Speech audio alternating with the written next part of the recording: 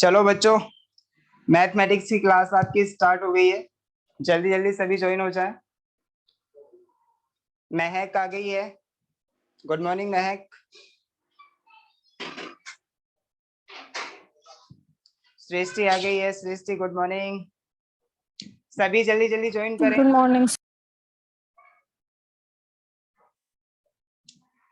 आज जो हमारा चलने वाला एक नया चैप्टर चलने वाला है, उससे पहले जो हमारी कल प्रॉब्लम छूट गई थी मैट्रिक्स में, उसे करेंगे।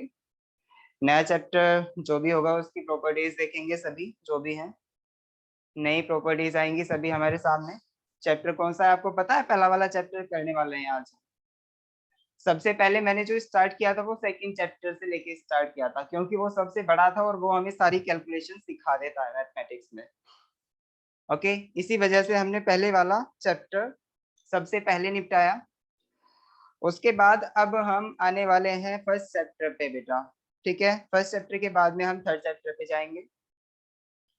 फर्स्ट चैप्टर में जो है हम कुछ क्या क्या सीखेंगे, देखिए रेशियो, प्रोपोर्शन, इंडिसेस क्या होती हैं और लॉगरिथम क्या होता है। तो पहला चैप्टर जो है हमारा इन सारी चार चीजों से रिलेटेड है। ठीक है, तो रेशियो के बारे में आपने पढ़ा भी होगा, सुना भी होगा इससे पहले। ऐसा तो है नहीं कि बिल्कुल अनभिज्ञ है ना?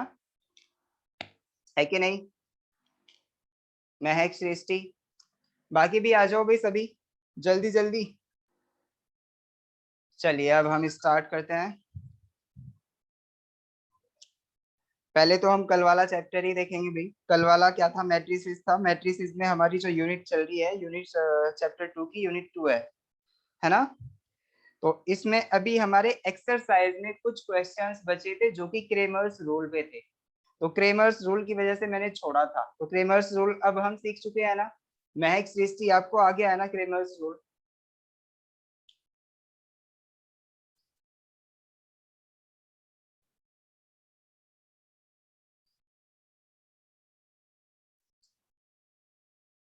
चलिए, आ गया है तो बहुत अच्छी बात है।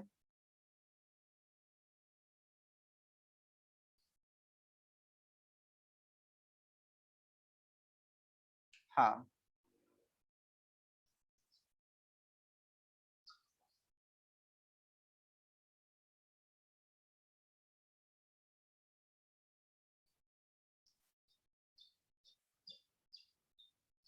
इसमें क्या था भाई? क्रेमर्स रूल में तुमने देखा होगा कि हमारी इक्वेशन मिलती है तीन वेरिएबल्स में, और हमें उन इक्वेशंस की हेल्प से क्रेमर्स रूल अप्लाई करके। अजय आ गए हैं। Ajay good morning. स्वयं भी आ गए हैं। स्वयं good morning. Good morning sir. Good morning sir. कैसे हैं सभी? अच्छा, आप लोग ये बताओ, घर पे कितना टाइम पढ़ रहे हो मैथमेटिक्स? अगर सर मैं मैंने डेली अभी एक तो डिटरमिनेंट रिवाइज नहीं करा, मैट्रिक्स तक हो गया मेरा। मैट्रिक्स पूरा रिवाइज हो गया है और डिटरमिनेंट रिवाइज यस सर। नहीं हुआ स्वयं का। बाकी अजय, आर्यन, महक, सृष्टि, आप कितना पढ़ते हो मैथमेटिक्स डेली? क्योंकि मैं तो डेली 1.5 घंटे की क्लास ले रहा हूँ, तो 1.5 घंटे की क्लास में काफी सारा हो जाता है। वो सब आपका रिवाइज हो जाना चाहिए। कम से कम इतना पढ़े। ओके, हर दिन आपका रिवाइज होना चाहिए। ऐसे नहीं है कि आज का हमने छोड़ दिया, कल पे, परसों पे, पल्ले दिन पे और आप किसी और सब्जेक्ट में लगे हुए हैं। डेली रिवाइज होना चाहिए मैथमेटिक्स में भी। ओके, तभी आप आगे बढ़ पाएंगे, आगे सीख पाएंगे। देखिए, इसमें यहाँ पे जो हमारा क्वेश्चन नंबर 28 है, इसमें क्या है बेटा? ये तो हो गया था हमारा 28 वाला। जैसे ही हम 29 पे पहुंचे, हमने देखा यार यहाँ पे यूजिंग मैट्रिक्स क्रेमर्स मेथड, वो कह रहा है डेल्टा एक्स हमें गिवन है, डेल्टा वाई भी गिवन है -1, डेल्टा जेड भी गिवन है 1 और delta is equal to 1 given है। Find X Y and Z values, यानी हमें एक्स वाई और जेड की वैल्यूज फाइंड आउट करनी है। तो आपने देखा होगा बेटा, क्रेमर्स रूल में हमने क्या पढ़ा था? अगर हमारी तीन इक्वेशन होती है एक्स वाई और जेड वेरिएबल्स में, तीन वेरिएबल्स में, तो उस टाइम पे हमने देखा कि हमारा जो डेल्टा एक्स होता है, delta x is equal to जो होता है वो किसके इक्वल आता है? या एक्स इज इक्वल टू, माफ कीजिएगा, एक्स इज इक्वल टू आता है, एक्स इज इक्वल टू जो आता है हमारा, वो आता है बेटा डेल्टा एक्स अपॉन डेल्टा। यही आता है ना? x की वैल्यू हमारी डेल्टा x अपॉन डेल्टा होती है ना, वैसे ही y इज इक्वल टू क्या आता है, delta y upon delta delta z sorry z is equal to जो आता है वो डेल्टा z अपॉन डेल्टा। क्या यही थी हमारी x y और z की वैल्यूज। डेल्टा x की वैल्यू हमें पता है कि डेल्टा x हमारा क्या होता है, डेल्टा y क्या होता है और डेल्टा z क्या होता है। 29 क्वेश्चन में देखें हमें डेल्टा x की वैल्यू भी गिवन है, डेल्टा की वैल्यू भी गिवन है, डेल्टा y डेल्टा z ये सारे के सारे गिवन है, x y z की वैल्यू पूछा है। तो अब देखिए यहाँ पे डेल्टा x की वैल्यू 1 और डेल्टा की वैल्यू 1 रखेंगे तो x की वैल्यू क्या आएगी बेटा, 1/1 मीन्स x की वैल्यू 1 आ गई। वैसे ही अब बताएं y की वैल्यू क्या गिवन है हमें क्वेश्चन में, y की वैल्यू देखें -1, डेल्टा y की वैल्यू है -1 और डेल्टा की वैल्यू है 1। तो इसे जब हम पुट करेंगे तो -1/1 इज इक्वल टू -1 आ जाएगा, y की वैल्यू आ गई। और z इज इक्वल टू, देखिए z फाइंड आउट करने के लिए डेल्टा z देखेंगे तो ये 1 के इक्वल गिवन है और डेल्टा की वैल्यू 1 के इक्वल गिवन है, तो इसका मतलब 1/1 इज इक्वल टू 1 ही आया। तो देखिए ऑप्शन में कहीं पे x की वैल्यू हमें 1 गिवन है, y की वैल्यू -1 गिवन है और z की वैल्यू क्या 1 गिवन है, ठीक है। तो कोई एक ऐसा ऑप्शन होगा, चेक कीजिए कौन सा ऑप्शन है चेक कीजिए कौन सा ऑप्शन सही होगा, क्या सी ऑप्शन सही है। Option C, x is equal to 1, y is equal to -1 and z is equal to 1। Okay, तो यहाँ पे हमारा ये क्वेश्चन खत्म होता है जो हमने कल छोड़ा था। देखा, बस हमें एक रूल के बारे में पता होना चाहिए, अगर वो याद है तो हम आराम से ये सारे आराम से अटेम्प्ट कर सकते हैं। तो रूल हमें याद होना चाहिए बेटा, क्रेमर्स रूल क्या है। डेल्टा एक्स की वैल्यू मैट्रिक्स की डिटरमिनेंट की फॉर्म में भी याद रखें, मैंने बताया था किस तरह से हम डेल्टा एक्स फाइंड आउट करते हैं, याद है ना आपको सभी को डेल्टा एक्स कैसे फाइंड आउट करते हैं। Yes sir. हाँ, डेल्टा वाई कैसे फाइंड आउट करते हैं वो भी याद होगा, डेल्टा क्या है, डेल्टा आपको वो भी पता होगा डेल्टा क्या होता है ना। चलिए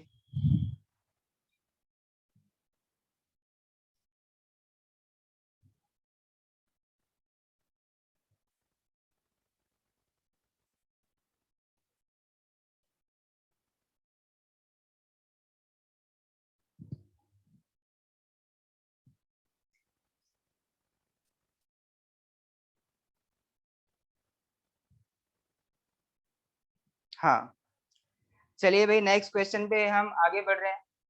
अच्छा ये बताओ 30 वाला क्वेश्चन जो है, इस वाले क्वेश्चन को आप किस मेथड से करना चाहोगे बेटा।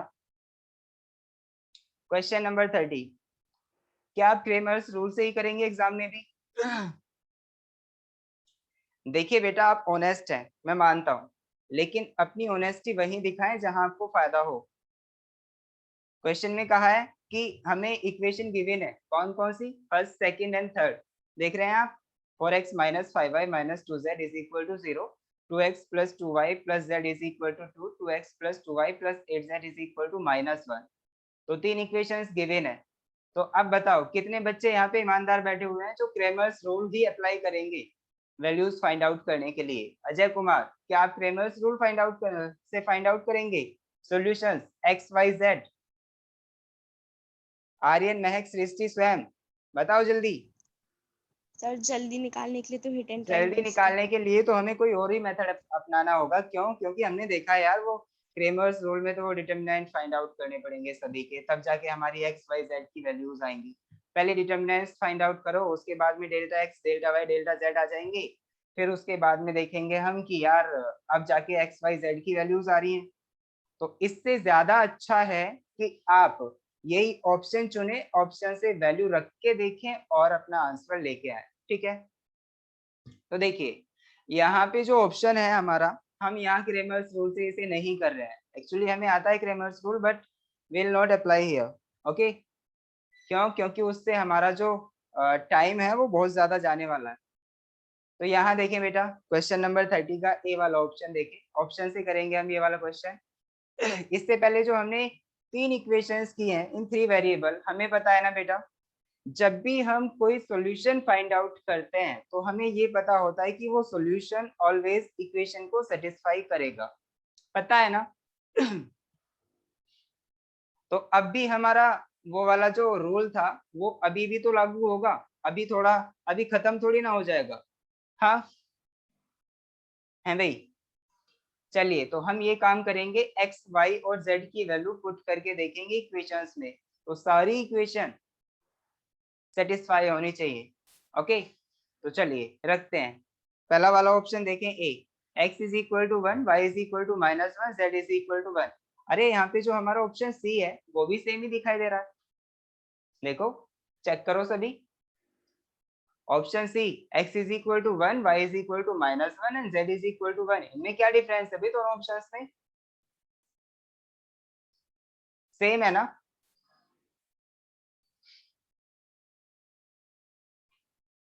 बताओ। Yes sir. जब सेम है तो इसका मतलब ये है कि पहली बात तो ना तो ए ऑप्शन होगा और ना ही सी ऑप्शन होगा। और एक बात और, अगर ए ऑप्शन हुआ सही आंसर तो सी ऑप्शन भी हमारा सही आंसर होगा। तो इनमें से कोई सा भी लगाएं, लेकिन चेक कर लें कि हमारा कौन सा सही है, मतलब ये सही भी है या नहीं। भाई देखो, अगर हम पहला वाला ऑप्शन देखते हैं, इसके लिए चेक हो जाता है तो ऑटोमेटिकली सी के लिए भी चेक हो जाएगा, क्योंकि यहाँ पे ये ऑप्शन सेम है। एक्स की वैल्यू रख के देखें इक्वेशन में, वाई की भी रखें और जेड की भी, क्या कोई भी इक्वेशन सेटिस्फाई हो रही है? No sir.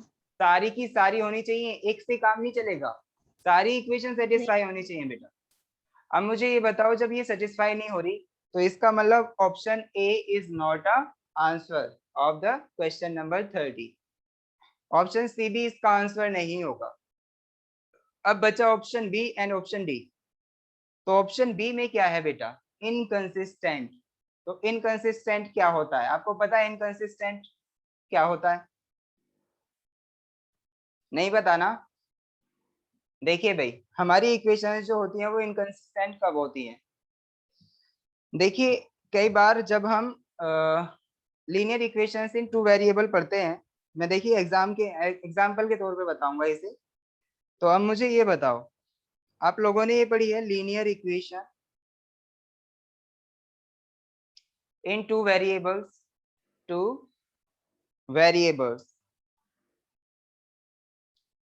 तो पता है, जब हमने देखा होगा कि यहाँ पे जो हमारी linear equation in two variable होती हैं वो इस फॉर्मेट में होती हैं।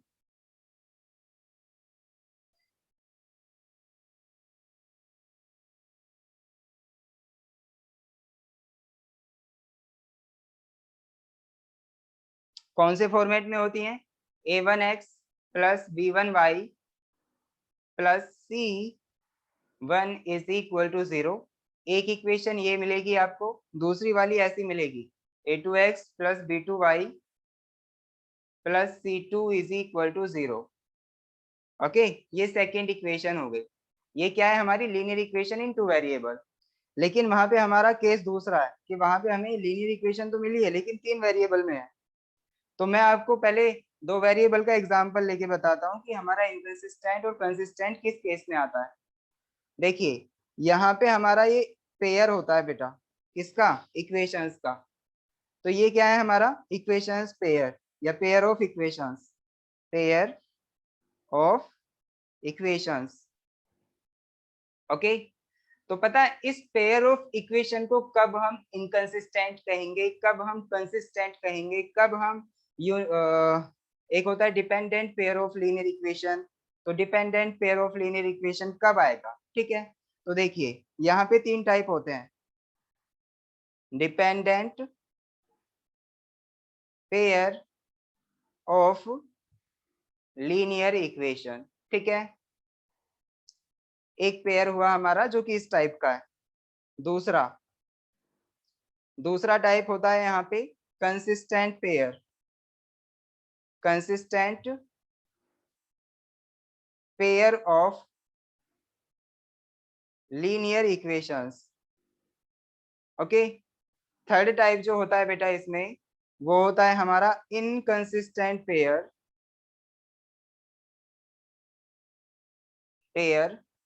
Of linear equations, of linear equations.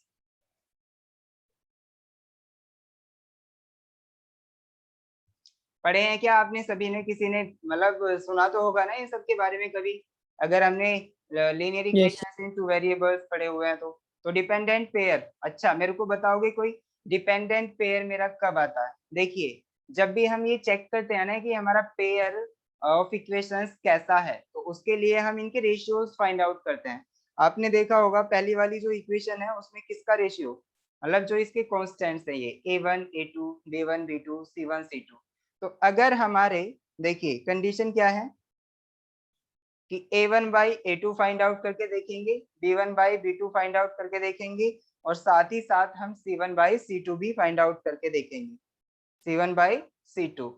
तो इससे हमें पता चलेगा कि अगर हमारे ये दोनों इक्वल आते हैं, दीज आर इक्वल, और मैं कह रहा हूं ये तीसरा वाला जो है ये इस केस में अनइक्वल है, अनइक्वल, ओके, तो इस केस में ये बनता है a1 by a2 is equal to b1 by b2 but does not equal to c1 by c2। तो ये वाला डिफरेंट है, तो इसका मतलब मेरी जो लाइंस हैं वो लाइंस मेरी पैरेलल होंगी। तो ये जो इक्वेशन होती है हमारी linear equation in two variable, वो एक लाइन की इक्वेशन है, तो लाइंस आर पैरेलल। तो जब भी हम लाइंस को ड्रॉ करेंगे तो आप देखेंगे कि ये पैरेलल लाइंस हैं। तो अगर मेरी एक्स वाई प्लेन में, देखिए जब टू वेरिएबल होते हैं एक्स और वाई, तो एक्स वाई प्लेन में एक लाइन ऐसे आती है, ठीक है। तो अब बताओ जो मेरी दूसरी लाइन होगी ना, जब हम उस दूसरी इक्वेशन की हेल्प से इसे ड्रॉ करेंगे तो वो ऐसे आएगी, यानी इसके पैरेलल। तो इसका मतलब ये हुआ जब पैरेलल होती है ना लाइन, तो यहाँ पे हमारा a1 by a2 b1 by b2 does not equal to c1 by c2 होता है, और यहाँ पे a1 बाई a2 जो होता है इनका रेशियो b1 बाई b2 के रेशियो के इक्वल होता है। ठीक है बेटा, समझ आया आपको? तो जब हमारी लाइंस पैरेलल होती हैं इसका मतलब ये कंडीशन अप्लाई होनी चाहिए, तब लाइंस पैरेलल होंगी, ओके। तो इस केस में हमारा जो क्या आता है, जो हमारी लाइंस होती हैं वो कैसी होती हैं, इनकंसिस्टेंट, या उस इक्वेशन के पेयर को कहते हैं हम pair of equations is, pair of equations is inconsistent. समझ आया आपको सभी को? तो ये आएगा हमारा inconsistent pair, consistent tent.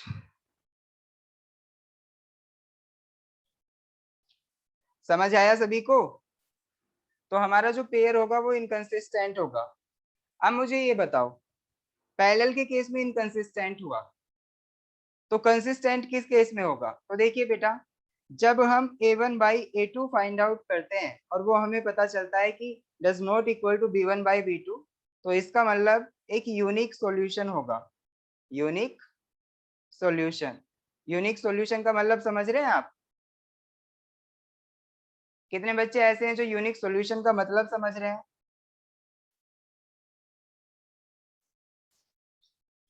Unique solution का मतलब कितने बच्चे समझे? देखिए यूनिक सॉल्यूशन हमारा तब होगा जब x और y की हमारी पर्टिकुलर वैल्यूज आ जाएंगी।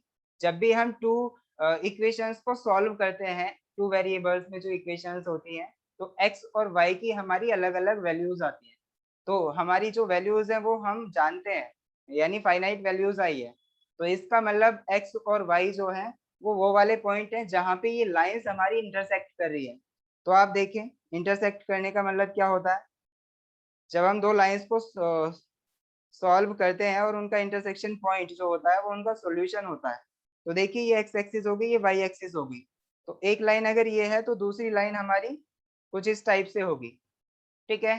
तो आप देख सकते हैं ये किसी एक पॉइंट पे काट रही है, इस वाले पॉइंट पे, ओके। तो ये जो पॉइंट होता है ये हमें बताता है कि x की वैल्यू क्या है और y की वैल्यू क्या है। x की वैल्यू ये वाली होगी, ठीक है, यहाँ से यहाँ तक, और y की वैल्यू ये वाली होगी, यहाँ से यहाँ तक। तो यहाँ पे x की देख रहे होंगे आप, पॉजिटिव वैल्यू आएगी। आपने कभी की है ये एक्सिस वगैरह की है? एक्सिस में मतलब जो पॉइंट्स वगैरह है, कोऑर्डिनेट्स वगैरह, यानी कोऑर्डिनेट ज्योमेट्री आपने की है थोड़ी बहुत, किसी ने? कोई है ऐसा बच्चा या सब कुछ नया है उसके लिए?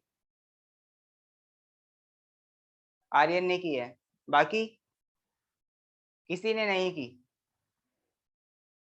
चलिए फिर उसके लिए समझना बहुत ही कठिन होगा बेटा। महक ने की है। और चलिए तो मैं बता देता हूँ, जब यूनिक सॉल्यूशन होता है तो एक पर्टिकुलर पॉइंट होता है जो कि हमारी लाइंस को सेटिस्फाई करता है। अब देखो, इक्वेशन को सेटिस्फाई करने का मतलब क्या है कि वो उसका सॉल्यूशन है। ठीक है, तो जब हमारा एक ही पॉइंट होता है तो उसको कहते हैं यूनिक सॉल्यूशन। एक ही आया ना, एक्स और वाई की वैल्यू एक एक ही आई ना बस। ठीक है, तो यूनिक सॉल्यूशन हमारा इस केस में होगा जब हम a1/a2 और b1/b2 फाइंड आउट करके देखेंगे। ठीक है, आपको समझ आया? तो जब हमारा यूनिक सॉल्यूशन आता है उस केस में हम कहते हैं उन लाइन के पेयर को, जो पेयर होता है उसको कहते हैं pair of equations is consistent. तो इस केस में ये कंसिस्टेंट होता है बेटा। समझ आया? कंसिस्टेंट और इनकंसिस्टेंट का मतलब समझ आया आपको अब? तो एक बात और, पैरेलल वाले केस में हमें इनकंसिस्टेंट समझ आता है, दूसरे वाले केस में हमें कंसिस्टेंट पेयर समझ आ जाता है। लेकिन तीसरा केस क्या है, जो dependent pair of linear equation है। तो तीसरा वाला केस जाने बेटा जल्दी से। तीसरा वाला देखें भाई, हमारे पास दो लाइंस मिलेंगी। तो अभी हमने देखा a1 x plus b1y plus c1 equal to 0। तो इसका मतलब a2x plus b2y plus c2 is equal to 0। ये हमारे क्या हैं, दो लीनियर इक्वेशंस हैं जो कि टू वेरिएबल्स में है, x एंड y में। तो जब हम इससे a1/a2 फाइंड आउट करते हैं और b1/b2 फाइंड आउट करते हैं और c1/c2 फाइंड आउट करते हैं, तो ये सारे के सारे इक्वल आते हैं। तो इस केस में देखिए, जब ये इक्वल आएंगे ना बेटा, तो इक्वल आने का मतलब ये है कि यहाँ पे जो हमारा पेयर ऑफ लीनियर इक्वेशंस है, पेयर ऑफ लीनियर इक्वेशंस या pair of equations is dependent, यानी वो एक दूसरे पे डिपेंड कर रहे हैं। ओके, अब देखिए इसका मैं एग्जांपल ले रहा हूँ, आपको एग्जांपल देता हूँ, उससे आप ज्यादा बेहतर तरीके से समझ पाएंगे। मान लो मैंने एक इक्वेशन लिया 2x प्लस 4y या 3y ले लीजिए इज इक्वल टू 1। ठीक है बेटा, तो यहाँ पे बताओ, एक दूसरी इक्वेशन में ले रहा हूँ। यहाँ पे दूसरी इक्वेशन है 4x plus 6y is equal to 2 is equal to, देखिए भाई आज फिर से ऐसा पता नहीं ये क्या होता है मेरे साथ, ये गड़बड़ें होती रहती हैं। ये फाइल फिर से भग गई।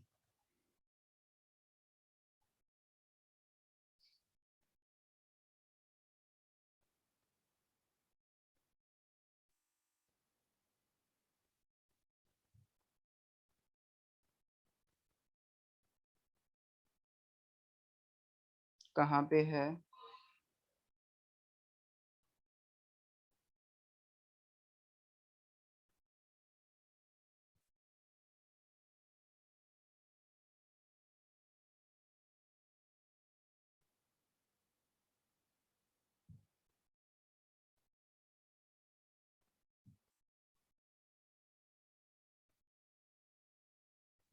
रिवाइज फाइल ये है हमारी कल की,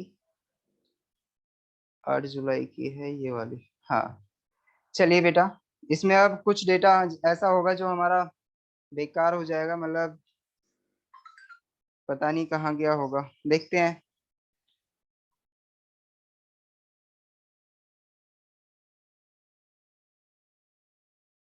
ये तो ये बेटा कल का है, यानी आज का जो हमने अभी तक समझा है वो सब गायब हो गया है। ठीक है, चलिए कोई बात नहीं, खैर अभी तक आपको समझ आया कि जो हमारा पेयर ऑफ लीनियर इक्वेशंस, मतलब जो पेयर होगा इक्वेशंस का, वो कंसिस्टेंट किस केस में होगा, इनकंसिस्टेंट किस केस में होगा और डिपेंडेंट किस केस में होगा। आपको समझ आ गया ना? तो हमने देखा कि जब, देखिए अभी हम बात कर रहे थे, मैंने एक एग्जांपल लिया था, let us take a example. भाई 2x plus 3y is equal to 1 आया था, है ना? अभी मैंने जो इक्वेशन ली, उसके बाद मैंने दूसरी इक्वेशन लिखी थी कि ये 4x plus 6y is equal to 2 है, ये सेकेंड इक्वेशन है। तो आप देख सकते हैं बेटा, ये जो दोनों इक्वेशन है वो क्या आपको दो अलग अलग इक्वेशंस नजर आ रही हैं? First and second. मैक्स, ऋषि, स्वयं, आर्यन, अजय, सब बताओ कि आपको दो अलग अलग इक्वेशंस नजर आ रही है? चलिए, कहाँ गए सबके सब? Yes sir. हाँ, तो अब मुझे ये बताओ, a1 की Yes, वैल्यू sir. क्या? Yes, a1 sir. की वैल्यू 2 है। a2 की वैल्यू क्या है? 4। a2 की वैल्यू 4 है। वैसे ही b1 की वैल्यू 3, b2 की वैल्यू क्या है? 6, c1 की वैल्यू 1 और c2 की Yes. वैल्यू क्या है? 2। ठीक है, तो आप देख सकते हैं बेटा, अभी जो मैंने कंडीशन बताई कि a1 by a2 find out करके देखो, a1 बाई a2 क्या आएगा? 2/4, और ये आया हमारा 1/2। ओके, वैसे ही b1 by b2 find out करके देखो, ये भी क्या है? 3/6, इसका मतलब ये भी 1/2 आया कट के। ठीक है, वैसे ही अगर हम c1/c2 फाइंड आउट करें, c1/c2, तो ये भी 1/2 आ रहा है। तो इसका मतलब यहाँ पे एक ऐसी कंडीशन पास हो रही है जिसमें a1/a2, b1/b2 और c1/c2 सारे के सारे इक्वल हैं, दीज आर इक्वल। तो इसका मतलब आप बताएंगे कौन सा पेयर ऑफ लीनियर इक्वेशंस है वो? इस केस में क्या आता है? जब ये सारे इक्वल आते हैं तो मैंने अभी बताया था क्या? Dependent pair of linear equation. Okay, और डिपेंडेंट है तो इसका मतलब क्या हुआ? देखिए, एक्चुअली ये लाइन हमारी दो दिखाई जरूर दे रही है, लेकिन वो एक ही लाइन है। आप देख सकते हैं कैसे? देखिए, ध्यान दे बेटा, अगर मैं इस वाली लाइन से 2 कॉमन लूं या 2 का डिवाइड कर दूं, इस वाली लाइन में पूरी में 2 का डिवाइड कर दूं, तो आप देख सकते हो ऊपर वाली लाइन आ जाएगी अपने आप से। 2 का डिवाइड करो इस वाली लाइन में, 4 में 2 का डिवाइड होगा तो 2x आया, प्लस 6y में 2 का डिवाइड करो तो 3y आया, इज इक्वल टू 2 में 2 का डिवाइड करेंगे तो 1 आया। तो क्या मेरी ये पहली वाली इक्वेशन ही आ गई वापस? तो इसका मतलब ये है कि ये इक्वेशन हमारी एक दूसरे पे डिपेंड कर रही है। कैसे डिपेंड कर रही है? कि पहली वाली इक्वेशन जो है ना, पहली वाली इक्वेशन जो है वो हमारी, या दूसरी वाली जो इक्वेशन है वो हमारी दुगनी ऑफ पहली वाली इक्वेशन है। आप देख सकते हैं, तो ये यहाँ पे डिपेंडेंसी दिखा रहा है, डिपेंडेंसी, और इसका मतलब ये हुआ कि ये dependent pair of linear equation है। समझ आया सभी को या नहीं? वेरी गुड, समझ आ गया। तो आप ऐसे ही 3 वेरिएबल में भी अपने आप से कंपेयर कर सकते हैं, तो उसमें c1/c2 के बाद में d1/d2 भी आ जाएगा। तो ये सारी चीजें हमारी इक्वल होनी चाहिए। तो उस केस में हमारा जो पेयर होगा वो एक dependent pair of linear equation होगा। ओके, अब देखिए कंसिस्टेंट और इनकंसिस्टेंट के लिए भी हम एक एक एग्जांपल ले लेते हैं ऐसे ही। देखिए, कंसिस्टेंट का मतलब क्या है कि a1/a2 does not equal to b1/b2 होना चाहिए। अब c1/c2 का हमें कोई मतलब नहीं होता फिर जब यही अनइक्वल आ जाते हैं। ठीक है बेटा, तो हम ऐसी इक्वेशन का एग्जांपल ले सकते हैं। तो आप देख सकते हैं 2x plus 3y is equal to 1 है। मैंने यहाँ पे 3x plus y is equal to 4 कह दिया। तो आप देख सकते हैं, क्या देख रहे हैं आप, कि जब हम a1/a2 फाइंड आउट करते हैं तो वो क्या आता है? 2/3, ये आया मेरा a1/a2। वैसे ही b1/b2 फाइंड आउट करो तो ये आया मेरा 3/1, है ना? c1/c2 फाइंड आउट करो तो ये आया मेरा -1/-4। ठीक है, तो ये 1/4 हो जाएगा। समझ आ गया होगा सभी को? अब मुझे ये बताओ बेटा, क्या यहाँ पे a1/a2, b1/b2, c1/c2, इनमें से a1/a2 और b1/b2 जो है क्या ये इक्वल है एक दूसरे के? नहीं है ना?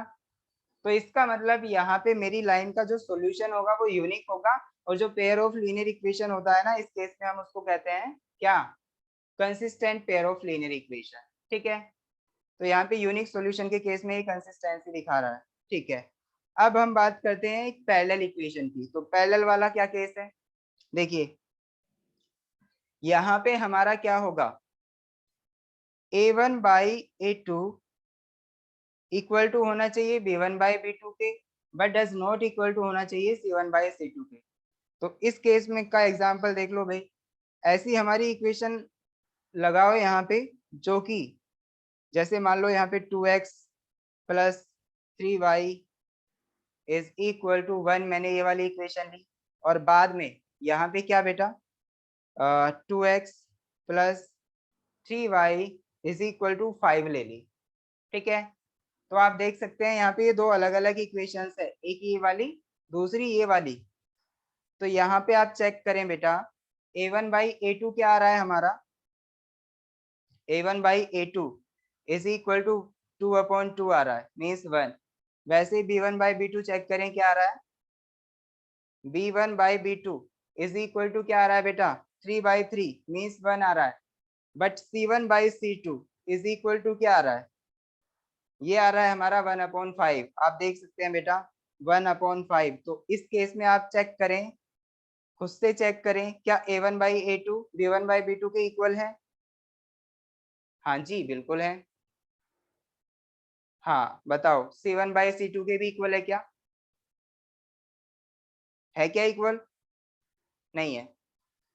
तो मैंने बताया था ना, इस केस में जो मेरा पेयर होगा उसको मैं कहूंगा, इक्वेशन जो होंगी वो जो लाइंस होंगी वो पैरेलल होंगी, और जो ये पेयर होगा वो पेयर मेरा इनकंसिस्टेंट होगा। Pair of linear equation is inconsistent. Okay, समझ आया सभी को? तो इनकंसिस्टेंट की आपको कंडीशन पता चल गई होगी बेटा। अब जब हमारे पास यहाँ पे देखें बेटा, इनकंसिस्टेंट का मतलब यहाँ एक साथ ही है, ये इनकंसिस्टेंट अलग अलग नहीं है। चलिए अब मान लो हमारे पास 3 वेरिएबल की इक्वेशन है, तो उसके लिए कंडीशन फाइंड आउट करते हैं बेटा। Consistent pair of linear equation और inconsistent pair of linear equation, ठीक है। तो अब बताओ, देखिए a1 by a2 should be is equal to b1 by b2 और should be is equal to c1 by c2, but should not be is equal to d1 by d2। Okay, तो इस case में मेरा आप देख सकते हैं, जब मेरी 3 वेरिएबल की इक्वेशन होती है तो ये कंडीशन पास होनी चाहिए for inconsistent pair of linear equation. Pair of linear equation, linear equations. तो अब आपको समझ आ गया ना बेटा, जो मेरा ऑप्शन कौन सा, इसका देखें आप, ये वाला ऑप्शन इनकंसिस्टेंट, ये वाला ऑप्शन चेक करें, क्या मेरा a1 by a2 is equal to b1 by b2 is equal to c1 by c2 है। भले ही d1 बाई d2 मेरा इक्वल ना हो, लेकिन a1 by a2 b1 by b2 c1 by c2 के इक्वल होना चाहिए। तो तीनों इक्वेशंस की हेल्प से आप फाइंड आउट करें a1, और यहाँ से a2 फाइंड आउट करें, यहाँ से a3 फाइंड आउट करें। ओके, तो भाई आप बताओ है क्या यहाँ पे इनकंसिस्टेंट? देखिए अब यहाँ पे 3 इक्वेशन है, तो a1 a2 और a3 होंगे ना। 3 इक्वेशंस के केस में मेरे क्या होंगे बेटा, a1 a2 a3 होंगे। तो इसका मतलब अभी हमें एक और लाइन लिखनी है, एक और आएगा, यानी यहाँ पे a1 by a3 is equal to b1 by b3 is equal to c1 by c3 होना चाहिए। बट ये जरूरी नहीं है कि d1 by d2 d3 equal हो। तो ये मेरे कौन से केस में आते हैं बेटा, inconsistent pair of linear equations. तो अब बताओ, ये दोनों कंडीशन पास हो रही हैं क्या बेटा? नहीं हो रही ना। आप चेक करें इसके लिए, तो ये हमारा पेयर ऑफ लीनियर इक्वेशन जो होगा वो इनकंसिस्टेंट भी नहीं होगा। तो इसका मतलब इसका ऑप्शन क्या हुआ, दो तो पहले ही फेल हो गए थे, ए और सी, बी अब फेल हो गया। तो डी वाला ऑप्शन हमारा करेक्ट आंसर होगा। ओके, सभी को समझ आया या नहीं?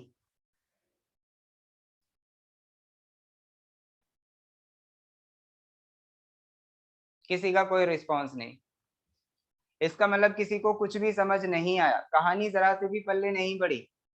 महक को तो आ गई, बाकी सृष्टि को भी आ गई, आर्यन को भी आ गई, अजय सार्थक को नहीं आई। चलिए कोई बात नहीं, जिसको नहीं आई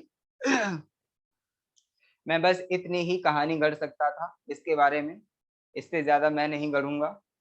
चलिए बेटा, अब हम नेक्स्ट ऑप्शन की तरफ आगे बढ़ते हैं। 30 का आंसर मिल गया ना आपको, option D is correct answer. अब हम आगे जा रहे हैं 31 की तरफ। 31 क्या है बेटा?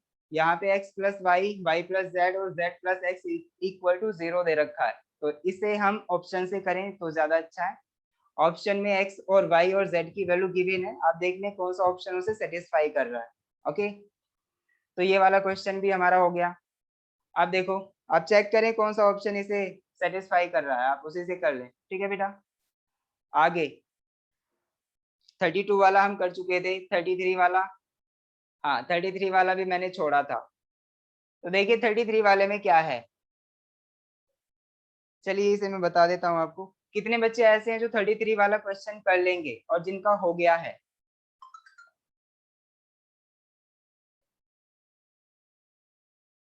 श्रेष्ठ कर लेंगी, बाकी बाकी बच्चे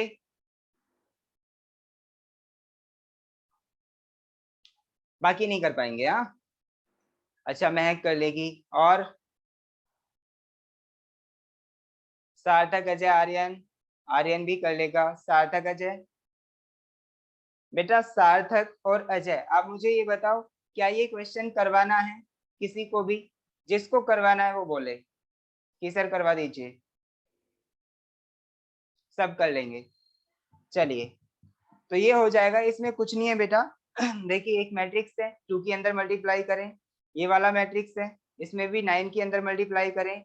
बाद में दिख रहा है हमें यहाँ पे कि एक मैट्रिक्स में से दूसरा वाला सब्ट्रैक्ट हो रहा है, तो आप सब्ट्रैक्ट कर दें। चलिए, आपका एक सिंगल मैट्रिक्स आ जाएगा सब्ट्रैक्ट करने के बाद। हर एक एलिमेंट में से आप देखें पोजीशन, आप जैसे पहले वाला एलिमेंट है तो पहले वाले में से पहले वाला ही इसका घटाना है। ठीक है, मल्टीप्लाई करने के बाद जो भी आएगा। वैसे ही आप चेक करें, जब हम ये सब घटा देंगे तो 18 आई है। तो देखिए आप ये बताओ बेटा, जब ये वाला मेरा 2 ऑर्डर का मैट्रिक्स है जिसका ऑर्डर 2/2 है, ये वाला भी मेरा 2/2 का है, तो यहाँ पे जो आई होगा यानी आइडेंटिटी मैट्रिक्स वो भी 2/2 का होगा ना। तो आइडेंटिटी मैट्रिक्स हमें पता होता है बेटा, वो कौन सा होता है? 1001 है ना। तो आइडेंटिटी मैट्रिक्स हमारा 2/2 में 1001 वाला होगा। तो आप उसे उससे कंपेयर करें और वैल्यूज को फाइंड आउट कर लें। ओके, पोजीशन के साथ देखना है बस, एक्स और जेड की वैल्यूज आ जाएंगी। चलिए अब हम नेक्स्ट चैप्टर की तरफ आगे बढ़ रहे हैं बेटा। जो हम चैप्टर करा रहे थे रेशियो वाला, वो अब हम स्टार्ट करने जा रहे हैं। मैट्रिक्स आपका पूरी तरह से फिनिश हो गया है। जो भी इसमें एडिशनल प्रॉब्लम्स हैं वो आप खुद करके देखें, जो ना समझ आए आप मुझसे पूछ सकते हैं, वो अलग टाइम में पूछ सकते हैं। ठीक है, आप मुझे एक काम करें, जिसे कोई प्रॉब्लम ना समझ आए वो मेरे पर्सनल नंबर पे सेंड कर सकता है कि सर इसका सॉल्यूशन भेज दीजिए, मैं सॉल्यूशन भेज दूंगा। और जब वो समझना चाहेंगे तो मैं यहाँ आके समझा दूंगा। ओके, समझ आ जाएगा तो बहुत अच्छी बात है, नहीं समझ आता तो यहाँ पे पूछ सकते हैं। ठीक है बेटा, चलिए अब हम जा रहे हैं अपने चैप्टर नंबर 1 पे।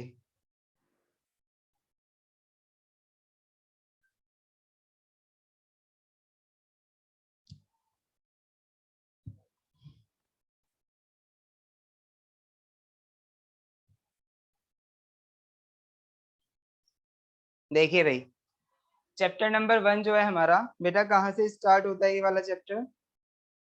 रेशियो। देखिए इसमें हम 4 चीजें पढ़ेंगे। चैप्टर 1 में 4 चीजें हैं, कौन कौन सी?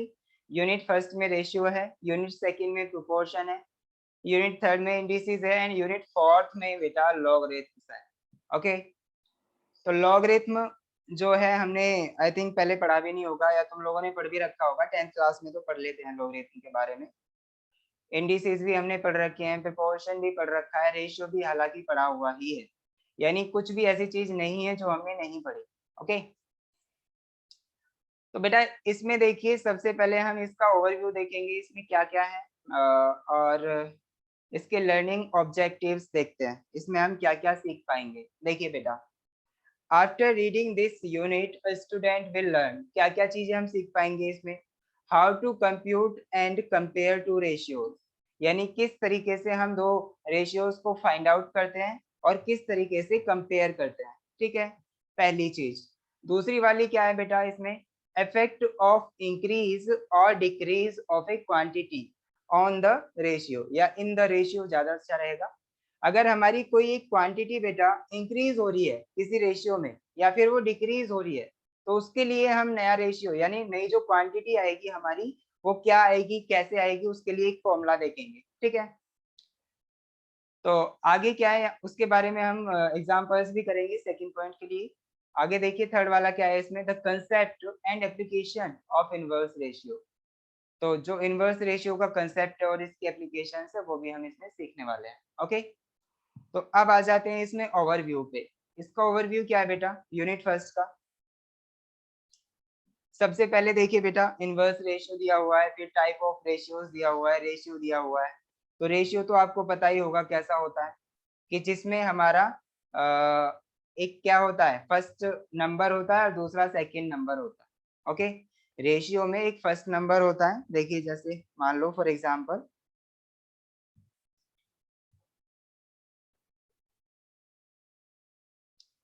हमारा न्यू चैप्टर चला है, चैप्टर 1। ओके बेटा, इसमें सबसे पहले हम रेशियो पढ़ रहे हैं। रेशियो जो होता है हमारा कुछ इस टाइप का होता है बेटा, जैसे ए रेशियो बी। ओके, तो इसमें मेरा इस वाले टर्म को हम कहते हैं फर्स्ट टर्म, फर्स्ट टर्म, और इस वाले को कहते हैं हम सेकेंड टर्म, सेकेंड टर्म, या फिर हम कह सकते हैं फर्स्ट नंबर और सेकेंड नंबर। ठीक है, इनके दूसरे नाम भी हैं बेटा, दूसरे नाम जो हैं इनके आप देख सकते हैं। दूसरे नाम जो हैं इनके, देखिए फर्स्ट टर्म को हम कहते हैं एंटीसीडेंट, आप देख सकते हैं यहाँ पे, first number is called antecedent and the second number is called consequent, आप देख सकते हैं इसे। ओके, तो बेटा ये मैं लिखवा नहीं रहा हूँ डेफिनेशन, आप खुद से कर लेना, कुछ पेज छोड़ देना, जैसे ही आप कोई मान लो आपके पास कोई नोटबुक है अभी और आप कुछ नोट कर रहे हैं, तो उसके लिए पेज छोड़ देना, वहां पे ये सारी डेफिनेशन आप अपने आप से लिखना, बाकी मैं करवा रहा हूँ। ठीक है, टाइम हमारा रिड्यूस होगा क्योंकि ये सारी डेफिनेशन इसमें दी हुई है। एक बार मैं समझा देता हूँ आपको, देखिए a ratio is a comparison of the sizes of two और मोर क्वांटिटीज। पहली बात तो ये कि रेशियो से हम कंपेयर करते हैं दो क्वांटिटीज को। ठीक है, या फिर ज्यादा भी हो सकती है, 3 भी हो सकती हैं, 4 भी हो सकती हैं। ठीक है, आगे देखिए the same kind by division. Okay, अब देखिए if A and B are two quantities, if A and B are two quantities of the same kind, तो सेम काइंड का मतलब बेटा ये है कि सेम यूनिट होनी चाहिए। ओके, ऐसा ना हो कि एक चीज हमारी दी हुई है इसमें सेकंड में, दूसरी मीटर में दी हुई है, तब हम उनको कंपेयर कर रहे हैं कि एक मीटर को एक सेकंड से कंपेयर करो, दिस इज रॉन्ग। ओके, तो सेम यूनिट होनी चाहिए, अगर मीटर है तो मीटर से ही कंपेयर करें कि भाई मेरी टेबल की लेंथ तो 6 है और जो मेरी चेयर है उसकी लेंथ मेरी 4 है, 4 मीटर के आसपास, तो 6 मीटर और 4 मीटर, यहाँ पे हम कंपैरिजन कर सकते हैं, तो इनका रेशियो क्या होगा, तो 6/4 हम इसे दिखा देंगे। ओके, तो यहाँ पे रेशियो हम फाइंड आउट कर सकते हैं, लेकिन अगर मैं आपसे कहूँ कि यार मेरा जो टेबल की लेंथ है वो मेरी कितनी है, 6 मीटर के आसपास है, और मेरे पास जो पेन है उनकी संख्या 4 है, तो आप बताओ इसमें क्या कंपेयर करेंगे आप। यहाँ पे तो संख्या दी हुई है कि पेन की संख्या 4 है, तो what is the ratio of length of the table and the number of pens. कर सकते हैं आप कंपेयर, नहीं कर सकते ना, तो यूनिट हमारी सेम होनी चाहिए। ओके, चलिए बेटा, रेशियो जब भी हम फाइंड आउट करेंगे यूनिट सेम होनी चाहिए, आप ध्यान रखें। आगे देखिए, आगे पढ़िए, इसे क्या है।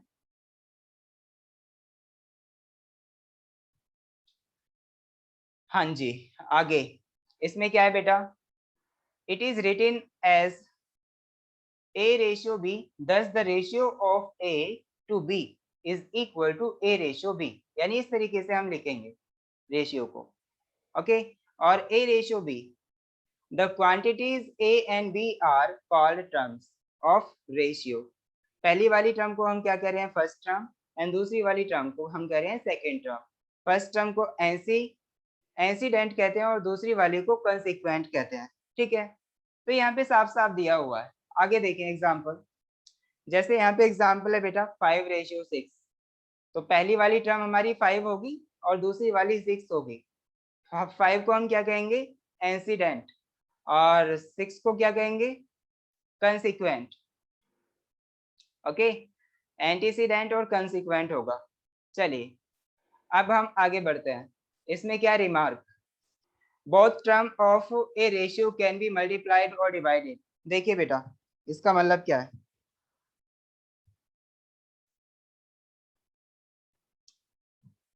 if A ratio B is a ratio of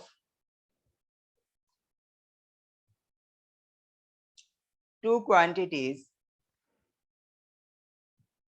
ठीक है, तो बेटा इसको हम कैसे लिख सकते हैं, A by B लिख सकते हैं। तो अब देखिए A by B अगर हमने लिखा है तो इसमें हम अपने पास से किसी भी नंबर की मल्टीप्लाई कर सकते हैं, कोई फर्क नहीं पड़ेगा। 12 में ऊपर मल्टीप्लाई कर लो, 12 में नीचे मल्टीप्लाई कर लो, कोई फर्क पड़ा तब भी मेरा रेशियो क्या रहेगा, वही रहेगा A/B, ओके। मैंने मल्टीप्लाई करके दिखाया, A/B में मैं अपने पास से 13 की भी मल्टीप्लाई कर सकता हूँ बेटा, कोई दिक्कत नहीं है, अभी भी A/B ही रहेगा।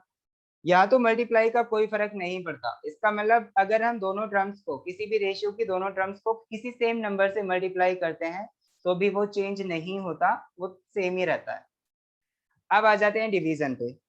मान लो मेरा कोई रेशियो ये है A/B, तो इसको मैं क्या लिख सकता हूँ बेटा, A/B। अगर मैं A में किसी नंबर का डिवाइड कर देता हूँ, B में किसी नंबर का डिवाइड कर देता हूँ, तो ये कट के अभी भी कितना आ जाएगा, A/B ही आएगा, है ना।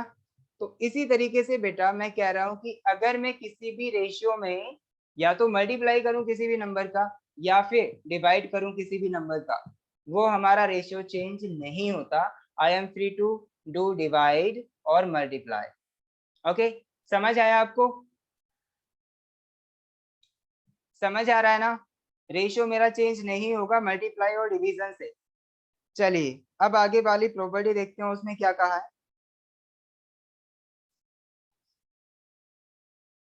तो मैट्रिक्स ही खुल गया।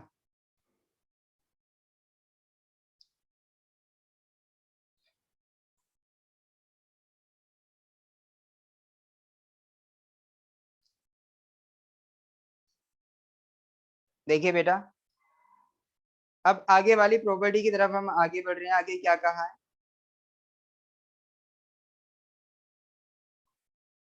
देखिए यहाँ पे ये भी पढ़ लीजिए आप, रिमार्क में दिया हुआ, usually A ratio is expressed in lowest term और सिंपलेस्ट फॉर्म। इसका मतलब समझे क्या कहा है भाई। यहाँ पे अगर मैं आपसे कहूं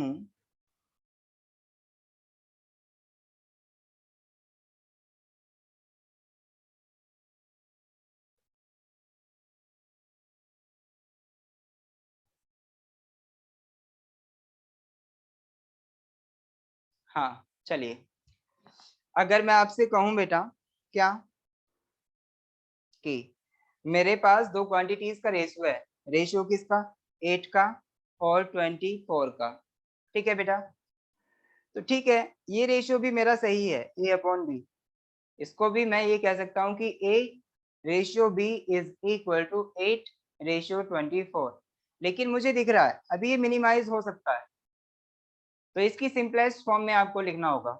जैसे 4 से ये कट जाएगा 2 टाइम्स, 4 से ये कट जाएगा मेरा 6 टाइम्स, 2 से ये कट जाएगा अभी भी 3 टाइम्स, और 2 से ये 1 टाइम, तो इसका मतलब 1/3 आया। ओके, या हम डायरेक्टली भी काट सकते थे, 8 से 3 टाइम्स कट रहा है 24, तो इसका मतलब ये रेशियो ऐसा ना लिख के आप ऐसा लिखें तो ज्यादा बेहतर है, A/B = 1/3। ओके, तो मिनिमाइज फॉर्म में हमें लिखना है, सिंपलेस्ट फॉर्म में हमें लिखना है, यानी कोई भी हमें रेशियो दिया हुआ है तो उसको मिनिमाइज करके लिखना है। ओके बेटा, समझ आ रहा है? तो अब हम आगे बढ़ते हैं। यहाँ देखिए इसके एग्जांपल्स आपको दिए हुए हैं, आप देख सकते हैं जो मैंने अभी समझाया। आगे देखिए, the order of terms in A ratio, the order of the terms in A ratio is important, यानी जो हमारा ऑर्डर है वो क्या इम्पोर्टेंट होता है। Okay, order of the terms in A ratio is important. आप देख सकते हैं अगर हम 3/4 लिख रहे हैं किसी भी रेशियो को, तो ऐसा नहीं है कि हम 4/3 भी लिख सकते हैं उसे, 4/3 में हम कभी भी उसे कन्वर्ट नहीं कर सकते। ओके, इसका मतलब ये है कि आप ऑर्डर को ही बोल जाए, भाई यहाँ पे मेरा जो रेशियो था A/B = 1/3 है, तो आप ऐसा नहीं कि A/B को उल्टा करके लिख दो, भाई ऑर्डर का कोई फर्क नहीं पड़ता, चलो लिख दो इसे 3/1। ऐसा नहीं होगा, ये हमारा रॉन्ग मेथड होगा बेटा, ऐसा नहीं करेंगे। आगे देखिए, आगे जो हमारी प्रोबेबिलिटी है उसमें क्या है, ratio exist only between quantities of the same kind, यानी सेम काइंड की क्वांटिटीज होंगी, उन्हीं के बीच में हमारा रेशियो एग्जिस्ट करेगा। ओके, तो पहला वाला देखें आप, इसका एग्जांपल जो मैंने अभी बताया था, पेन और टेबल की लेंथ ली थी, तो टेबल की लेंथ को मैं पेन की संख्या से कंपेयर नहीं कर सकता। वैसे ही यहाँ पे देखिए, there is no ratio between number of students in a class and the salary of a teacher. तो सैलरी और नंबर ऑफ स्टूडेंट दो तरीके के, दो अलग अलग क्वांटिटीज हो गए, तो उन्हें हम आपस में कंपेयर नहीं कर सकते। सेम क्वांटिटीज होंगी, सेम यूनिट की होंगी, तभी हम उन्हें कंपेयर कर सकते हैं। ओके बेटा,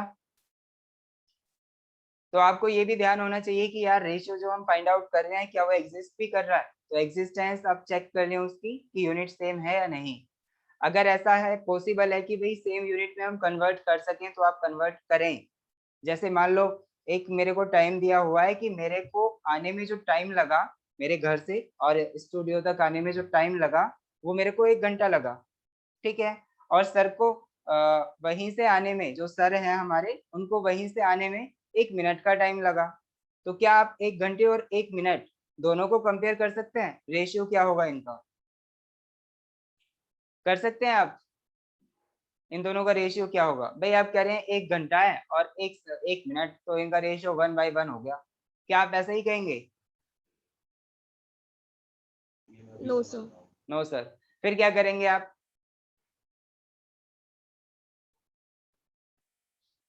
भाई मान लो मेरे को अपने घर से आने में 5 घंटे लगते हैं, मान लो मैं बहुत ही स्लो चलने वाला हूँ, एक तरह से कछुए की चाल से चल के आ रहा हूँ, ठीक है, 5 घंटे लगे मेरे को अपने घर से यहाँ तक आने। फिर मेरे सर हैं, जो सर आए वो एक नहीं, चलो 2 घंटे में, 2 घंटा नहीं कह रहा मैं, 2 मिनट में आ गए। तो अभी भी यहाँ पे आप कंपेयर नहीं कर सकते, क्यों? क्योंकि मैं बेटा, मेरे को 5 घंटे लगे थे और यहाँ पे जो सर हैं उनको 2 मिनट लगे हैं। तो इसका मतलब ये है कि ये दोनों क्वांटिटी जब तक सेम यूनिट में नहीं आएंगी तब तक हम इनका रेशियो फाइंड आउट नहीं कर सकते। तो अगर ऐसी क्वांटिटीज हैं जिनको हम सेम किस में बदल लें बेटा, जैसे मैंने कहा 5 घंटे, 5 घंटे, ठीक है, और 2 मिनट, तो पहले मैं एक काम करूंगा, इन 5 घंटों को मिनट में कन्वर्ट कर सकता हूं तो करो, इतने मिनट हो गया। ओके, और ये जो 2 मिनट है, ये मैंने 2 मिनट पहले से ही थे, तो इसका मतलब सेम यूनिट की क्वांटिटीज को ही मैं कंपेयर कर सकता हूँ। तो अब इनका रेशियो मेरा आ सकता है कितना बेटा, देखिए ये आएगा 150, ठीक है, तो 150 और क्या आया ये रेशियो अगर ये मेरी ए क्वांटिटी थी, ये मेरी बी क्वांटिटी थी, तो ए रेशियो बी जो आया वो आया हमारा 150:1। समझ आया आप लोगों को? समझ आ गया ना बेटा कि हम जब भी दो क्वांटिटीज को कंपेयर करेंगे तो चेक कर लें वो सेम यूनिट में है या नहीं। अगर सेम यूनिट में नहीं है तो करके देखें कि कन्वर्ट हो जाएगी या नहीं। अगर कन्वर्ट ही नहीं हो रही तो इसका मतलब रेशियो डजंट एक्सिस्ट। ओके, चलिए अब हम आगे बढ़ते हैं। आगे क्या है इसमें? There is no ratio between the weight of one child and the age of another child. Okay, तो ये एज और वेट अलग अलग यूनिट्स हैं, तो इसका मतलब ये कंपेयर नहीं किए जा सकते। तो आप देख सकते हैं यहाँ पे quantities to be compared by division must be in the same unit. तो ये जरूरी है, तभी हम कंपेयर कर सकते हैं। आगे आइए, इसके एग्जांपल्स दिए हुए हैं, जैसे ratio between 150 gram and 2 kilogram. तो देखिए यहाँ पे किलोग्राम दिया हुआ है ना, और ये ग्राम में दिया हुआ है ना, तो इसका मतलब बेटा ये है अभी 2 किलोग्राम को हम ग्राम में कन्वर्ट करें, उसके बाद इसमें रेशियो फाइंड आउट करें। तो आप देख सकते हैं ग्राम में कन्वर्ट किया कि भाई 2 किलोग्राम 2000 ग्राम होते हैं, उसके बाद में रेशियो देखा 3/40 आ गया। ऐसा नहीं कि आप वही चल दिए कि भाई 150 का 2 में अपना रेशियो फाइंड आउट करो तो क्या आएगा।